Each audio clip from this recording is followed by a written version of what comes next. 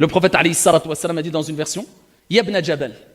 Il parle à Mu'adh ibn Jabal, radiyallahu anhu wa arda.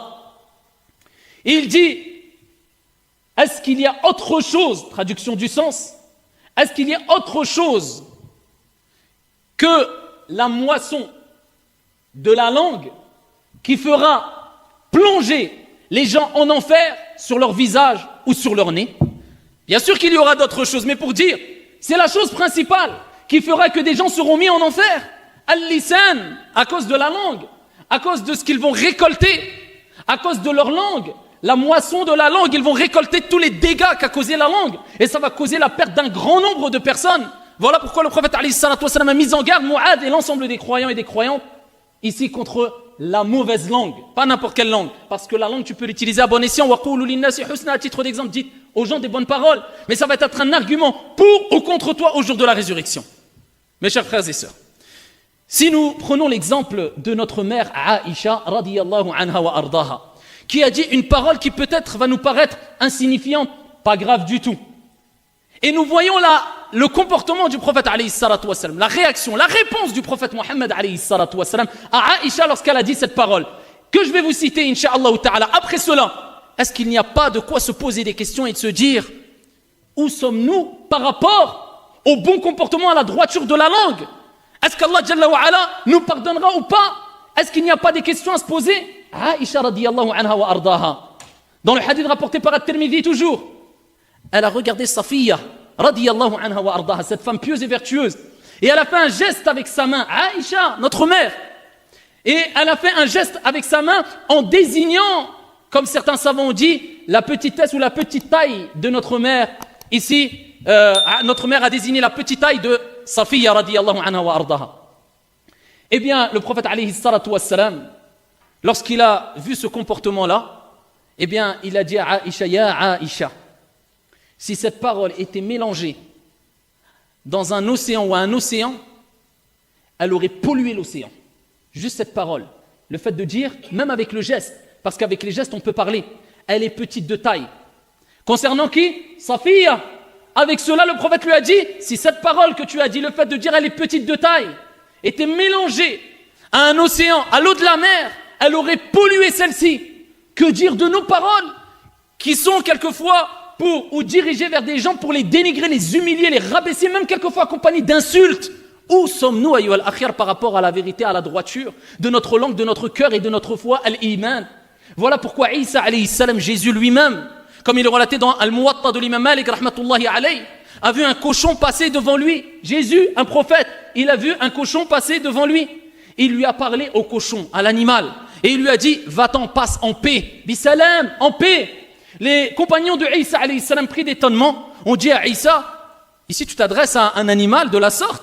Isa alayhi salam a dit, je crains que ma langue s'habitue à la prononciation de mauvaises paroles. Il a eu peur de parler mal à un cochon. Il ne voulait pas parler mal à un cochon. Il a apporté des paroles douces, ou il a proclamé des paroles douces, de paix, de respect à un cochon, par crainte d'habituer sa langue à prononcer des mauvaises paroles au jour où nous, on parle à des êtres humains en les insultant et les dénigrant, et quelquefois au nom de l'islam. Wala hawla wala quwwata illa billah. Et c'est pour ça qu'Allah Jalla wa Ala a dit vrai lorsqu'il dit Ya ayyuhalladhina amanu la yaskhar qawmun min qawmin asa an yakunu khayran minhum. Oh vous qui avez cru qu'un groupe de gens ne se moque pas, ne se raille pas d'un autre groupe, peut-être que l'autre groupe est meilleur qu'eux, et qu'un groupe de femmes ne se raille pas d'un autre groupe de femmes, peut-être que celles-ci sont meilleures qu'elles. Wala tanabazu. Allah Jalla wa Ala interdit aussi de s'injurier, de se dénigrer et de s'envoyer des sobriquets mauvais, injurieux, rabaissants. Et plus loin, Allah Azza wa Jal dit وَمَنْ لَمْ يَتُبْ فَأُولَٰئِكَ هُمُ الظَّالِمُونَ. Et celui qui ne se repent pas, ce sont ceux-là les injustes. Parmi les mauvaises paroles qu'on peut prononcer avec notre langue, ayyuhal ahibba, ce n'est autre que ce qu'on connaît par le terme ou les termes, les gros mots, les insultes, être vulgaire. Et tout cela est devenu monnaie courante, est devenu quelque chose de banal malheureusement. Il y a des gens, ils n'arrivent même plus à aligner une seule phrase sans dire un gros mot ou une insulte. Je ne parle pas de celui qui insulte autrui. Je parle de celui juste simplement quand il parle, il dit des gros mots. Tous les 2 secondes, il y a un gros mot. Il te fait mal aux oreilles. Et ça, c'est devenu banal chez des gens maintenant. Même il y a des parents qui disent des gros mots toute la journée, à longueur de journée, devant leurs enfants. C'est devenu banal. Hein. que ce soit chez les musulmans et les non-musulmans, particulièrement chez les musulmans, là je m'adresse ici des musulmans. Ici il y a des enfants qui maintenant insultent ou disent des gros mots, ça peut choquer plus d'un, mais par contre les parents, bon c'est pas grave, c'est un petit gros mot, c'est quelque chose, c'est pas trop grave. Il y a des gens qui disent des gros mots à leurs camarades, à leurs frères, c'est devenu quelque chose de banal, wal'iyadhu billah. Pourtant, avoir ici la langue qui ne cesse de prononcer des insultes, des grossièretés, c'est une chose détestée par Allah tabaraka wa ta'ala. Ibn Abbas méditait ces paroles, radiyallahu anhu an abi. Regardez ce qu'il disait. Il parle ici des propos que Dieu, Allah tabaraka wa ta'ala, utilise dans le Coran al-Karim concernant les rapports intimes entre une femme ici et son époux. Et il dit, Allah tabaraka wa ta'ala, il fait allusion au rapport intime, mais en utilisant une autre parole qu'une parole qui est directe. Et il fait allusion au rapport intime en citant le terme al-lams, c'est-à-dire toucher ou le contact. Et il dit avant cela, Allah est pudique et généreux et il pardonne. Regardez la pudeur qu'Allah tabaraka wa ta'ala a. Au lieu de parler directement de la chose avec des termes qui pourraient être forts quelquefois, expressifs, eh bien il utilise des allusions. Et il dit, Ibn Abbas radiyallahu anhu an abi, eh bien si une personne utilise des paroles trop expressives quelquefois pour désigner des choses, il peut tomber dans ce qu'on appelle la grossièreté. Que dire des personnes qui n'ont pas d'allusion, pas de paroles directes, c'est clairement des insultes, des grossièretés, et il te dit mais c'est pas grave. Et c'est devenu banal chez les enfants ou les parents. Eh bien dans notre société, on le voit que cela est répandu partout malheureusement, dans les quatre coins du monde. Et ça c'est une chose grave. Alors que le prophète alayhi salatu wassalam a dit dans le hadith rapporté par At-Tirmidhi bi sanadin hasan, le croyant al-mu'min, le musulman ne critique pas. Le musulman ne critique pas. Le musulman ne maudit pas. Le musulman ne maudit pas. Et il termine avec le musulman n'est ni grossier et ni vulgaire ou obscène. En fait, il dit le musulman, il n'est pas comme ça, il n'est pas grossier, il ne dit pas des gros mots toutes les 2 secondes. Il n'est pas obscène. Tel est le comportement de qui? Du musulman. Est-ce que c'est ton comportement, toi mon frère et toi ma soeur? Voilà pourquoi il est important de se remettre en question et d'arrêter d'utiliser sa langue un peu n'importe comment et n'importe où et de n'importe quelle manière. Il est important de se réformer et de savoir qu'on peut causer des graves dégâts, quelquefois irréparables avec un lisan.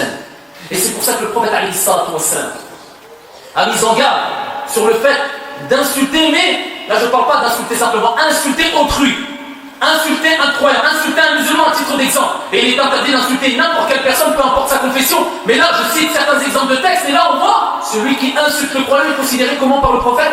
Fasiq, pervers. Rapporté par Al-Bukhari et Muslim, fi sahihayn, il dit alayhi salatu wassalam, sibabu muslim fusuq wa qitaluhu kufr. Il dit le fait d'insulter le musulman, c'est de la perversion. Ça veut dire que celui qui prend pour habitude d'insulter, de dénigrer, d'humilier, sachez que c'est un pervers. Il ne peut pas être autre chose qu'un pervers. Comment ça, celui qui va vouloir rabaisser les gens de jour comme de nuit, avec ce que je vous ai cité brièvement comme texte, on va dire que c'est un homme pieux, vertueux, qui est sur la vérité? Impossible. De plus, un message à ceux et celles aussi qui ont l'impression que eux sont, masha'Allah, infaillibles. Et que toutes celles et ceux qui font une erreur, on se doit de les scandaliser. Le prophète alayhi salatu wassalam nous a rappelé qu'ils sont dans l'erreur totale. Rapporté par l'imam At-Tirmidhi, bisanadin hasan, le prophète alayhi afdalus salatu wa taslim nous met en garde et nous rappelle que si tu suis les défauts de ton frère et tu veux le scandaliser, ne t'inquiète pas, le puissant, le majestueux s'occupera de ton cas. Il dit alayhi salatu wassalam, celui qui suit les défauts de son frère, Allah tabaraka wa ta'ala, Dieu notre Seigneur, suivra ses défauts.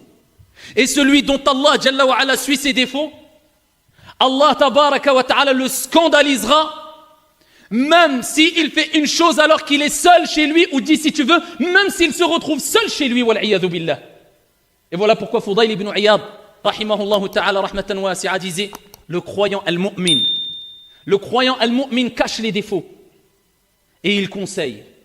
Tandis que le pervers dévoile les erreurs et les cite et les mentionne et critique ouvertement.